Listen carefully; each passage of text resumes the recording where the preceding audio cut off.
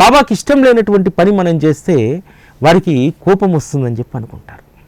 నిజానికి బాబాకు కోపం అనేటువంటిది ఉండదు.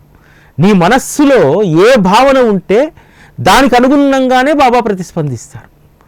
బాబా ఒక సందర్భంలో చెప్తారు, నేను ఎవరినీ కోపగించుకోను, ఎందుకు నేను ఎవరినైనా కోపగించుకోవాలి? మీరందరూ కూడా నా బిడ్డలను తల్లి కోపగించుకుంటుందా, తిరస్కరిస్తుందా? ఒకవేళ నేను కోపగించుకున్నానని మీరు భావిస్తే నేను ఎప్పుడు కోపగించుకుంటానో తెలుసా? సముద్రంలో కలిసినటువంటి నదులన్నింటినీ కూడా సముద్రం తిరస్కరించినటువంటి రోజు నేను మిమ్మల్ని తిరస్కరిస్తాను, మిమ్మల్ని కోపగించుకుంటాను అన్నారు. అది జరిగేటువంటి పనేనా? సముద్రం నదులను వెనక్కి పంపించేస్తుందా? పంపించదు కదా. ఎంత గొప్ప ఉపమానంతో బాబా పోల్చారో చూడండి. మీ పట్ల నాకు అసలు కోపం ఉండదు, ఎందుకు ఉంటుంది? మిమ్మల్ని అసలు తిరస్కరించను.